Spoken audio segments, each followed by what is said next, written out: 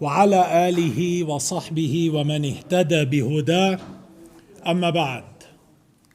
Tonight, my dear brothers and sisters, we take the hadith of Anas ibn Malik radiyallahu ta'ala anhu wa ardah, where he mentions regarding the ayah where Allah subhanahu wa ta'ala, he says, يا أيها الذين آمنوا لا ترفعوا أصواتكم فوق صوت النبي. O you who believe, do not raise your voices above the voice of the Prophet sallallahu alaihi wasallam, nor shout loud unto him in discourse as you shout to one another, unless your deeds will become void.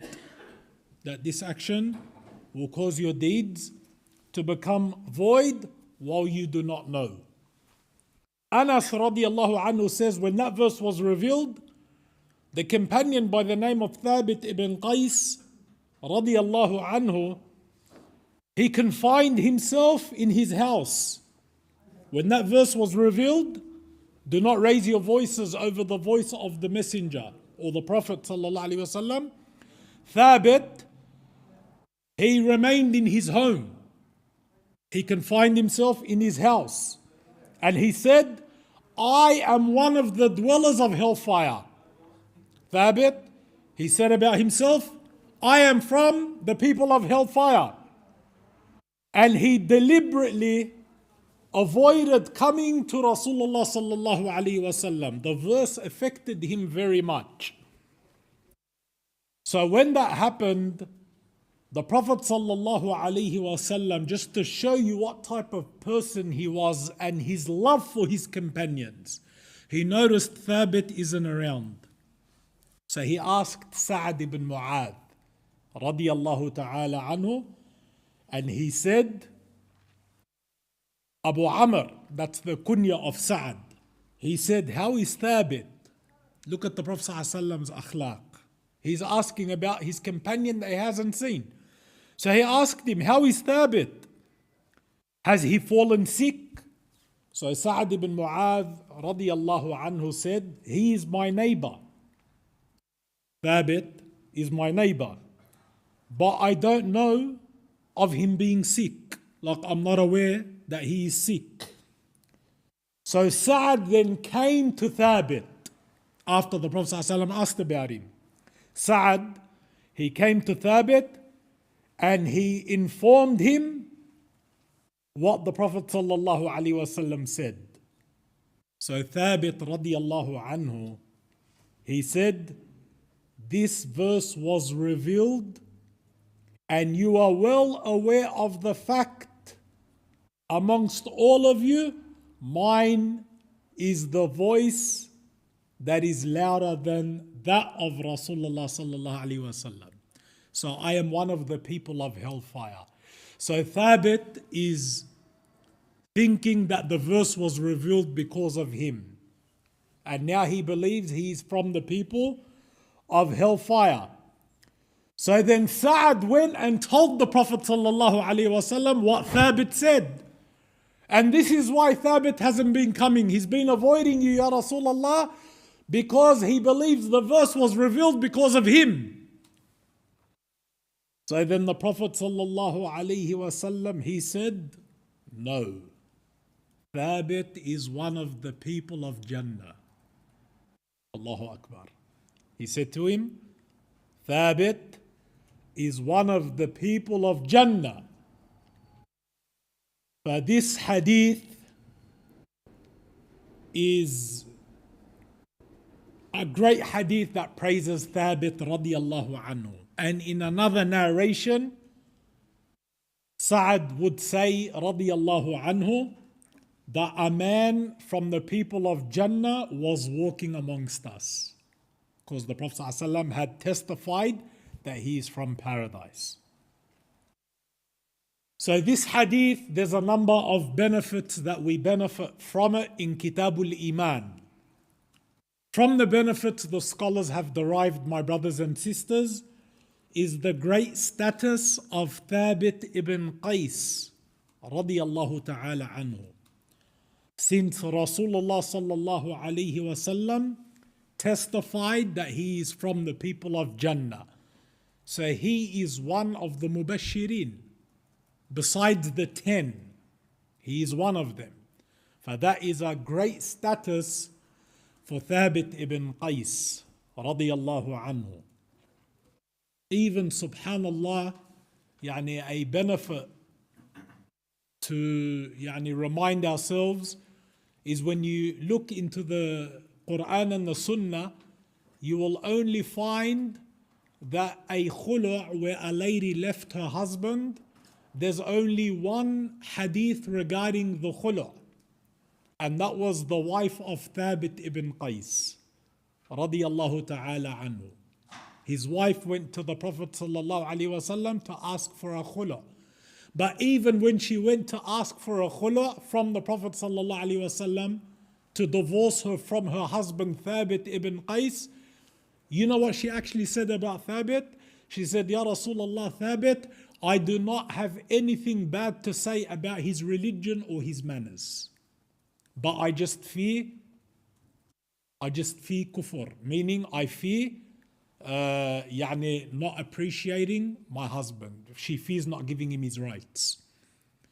Thabit was such a great man, radiyallahu ta'ala anhu. If his own wife said that about him, that she cannot speak bad in any way about him, not in his religion or his character, radiyallahu ta'ala anhu.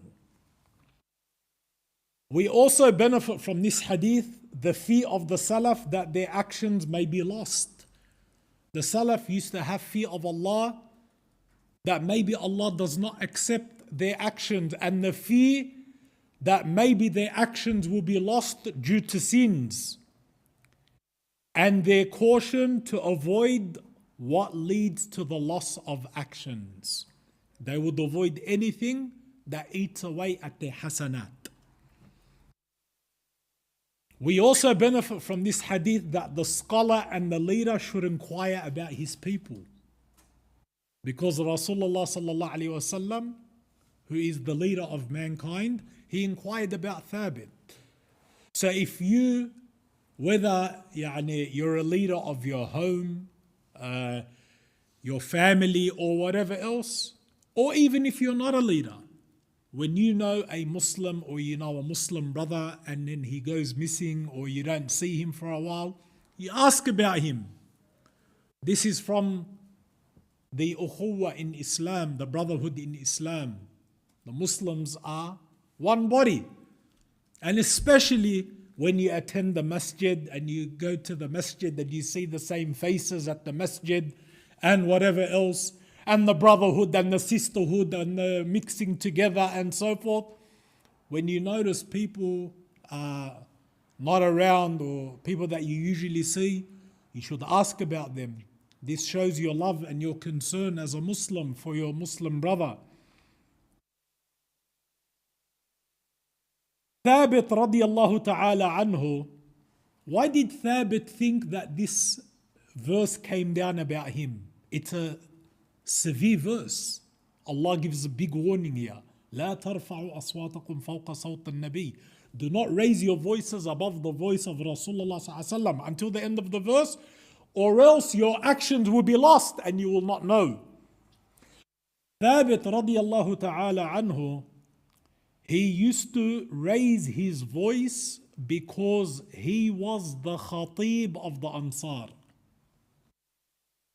Thabit was the khatib of the Ansar. And as a khatib, he naturally had a strong voice, Allahumma barik. For it's not like he would intentionally want to raise his voice over the voice of Rasulullah sallallahu alaihi wasallam. Bil'aks, the Sahaba, that was not their quality. The Sahaba radiyallahu anhum, as they said about themselves, when we used to sit with the Prophet sallallahu alaihi wasallam, it was like birds were on our heads. The bird being on your head means what? You're sitting very still.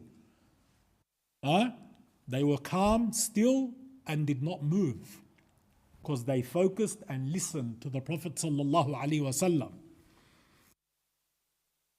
The verse, my dear brothers, is not a proof for the Khawarij. This verse is not a dalil for the Khawarij or the Mu'tazila, who claim that major sins destroy all good deeds, including Iman. Because as we have mentioned numerous times, it is consensus amongst Ahlul Sunnah that nothing wipes away all good deeds. Nothing wipes away all of your hasanat except ridda and major shirk. Ridda, leaving, apostating from Islam, and major shirk. This is what destroys all of your hasanat. The hadith also teaches us that we testify for whoever Allah and His Messenger sallallahu alaihi wasallam testified to be from the people of Jannah. So we believe with yaqeen that Thabit is in Jannah, radiyallahu anhu. Just like we believe with certainty that Abu Bakr and Umar and Uthman and Ali and the rest of the Mubashirin, they are all in paradise. This is from the belief of Ahl Sunnati wal Jama'ah. The hadith, my dear brothers, is also a severe warning against raising one's voice over Rasulullah sallallahu alaihi wasallam. And this mas'ala of raising one's voice, someone might assume that this was regarding the Sahaba and when they used to speak around the Prophet sallallahu alaihi wasallam. And even though that is true and that the verse was revealed for that reason, we have to always remember that just because a verse was revealed for a particular reason, it does not mean it does not apply to the rest of the ummah. The Quran was revealed for all of mankind, not only to the companions. So the Sahaba radiyallahu ta'ala anhum, they used to sometimes unintentionally, while they're sitting in gatherings, groups of them used to talk, and the Prophet ﷺ will be speaking, and they will also be speaking amongst each other. And sometimes unintentionally, some of their voices will go a bit high as the Prophet ﷺ was speaking. So Allah disciplined the companions by revealing this verse. Do not raise your voices above the voice of Rasulullah ﷺ. But we mentioned, my dear brothers, the Quran was not only for the Sahaba. The Quran is for all of us.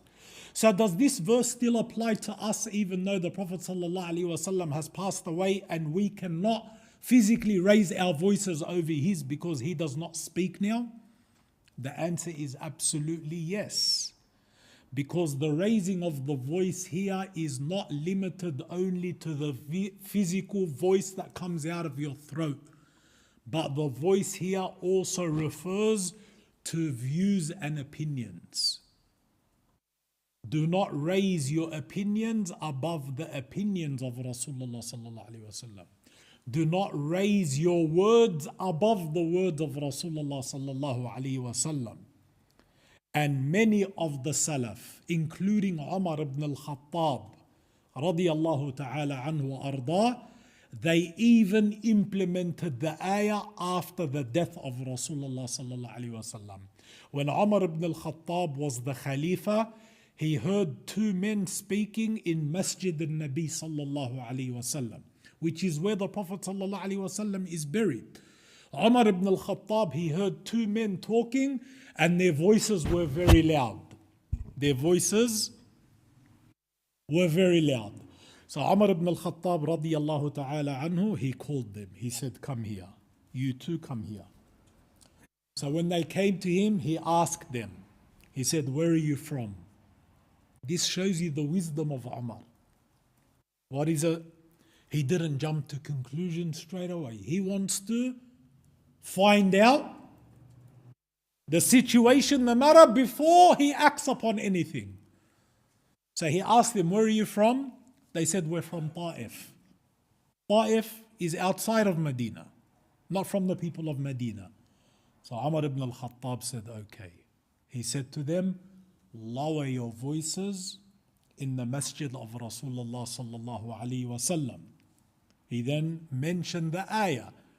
And then he reminded them and he said, if you were from the people of Medina, I would have disciplined you. But he gave them the benefit of the doubt because they were from outside. But this shows that the raising of the voice above the voice of Rasulullah sallallahu alaihi wasallam is forbidden at all times. Even Imam Malik rahimahullah, Imam Malik got into a debate in the Prophet sallallahu alaihi wasallam's masjid. And when the man raised his voice, Imam Malik said to him, don't raise your voice here. Because this is where Rasulullah sallallahu alaihi wasallam is. So my dear brothers, it is important that we implement this verse by not ever allowing an opinion to be raised above the opinion of Rasulullah sallallahu alaihi wasallam. We have to train ourselves as Muslims that when the Prophet sallallahu alaihi wasallam with Allah has declared a matter, there is no other choice or option for the believer except to say sami'na wa ata'na. But what do we hear from some of the juhal, some of the ignorant? You quote them a hadith of the Prophet sallallahu alaihi wasallam, and then they will say to you, but my sheikh said this, or my madhab said this, or my imam said this. Subhanallah. Where is the ayah? Do not raise your voices above the voice of Rasulullah, above the Nabi of Allah Azza wa Jal sallallahu alaihi wasallam. But there is no room for anyone's words or anyone's opinions once the Prophet sallallahu alaihi wasallam has spoken. And there are many examples that indicate to this. For we do not put anyone's words, not even next to, let alone above, even next to the words of the Prophet ﷺ, no one's words are worthy of being next to his. Everyone's words are below his. Sallallahu Alaihi Wasallam, because he is the one who Allah sent with the message. He is the one who was ma'asum in the risala. He was infallible in conveying the message. In conveying the message. He made no mistake. Sallallahu Alaihi Wasallam. And Allah said about him, وَمَا يَنْطِقُ عَنِ الْهَوَىٰ. He does not speak from his own whims and desires. For when the Prophet ﷺ speaks, we say سَمِعْنَا وَأَطَعْنَا. We do not compare his words with the words of anyone else. That's what Islam means. That's what following the Quran and the Sunnah means. Insha'Allah, we will continue bi'idhnillahi ta'ala in our next lesson if Allah gives us life. Wallahu a'lam. وصلى الله وسلم وبارك على نبينا محمد وعلى آله وصحبه وسلم. Are there any questions?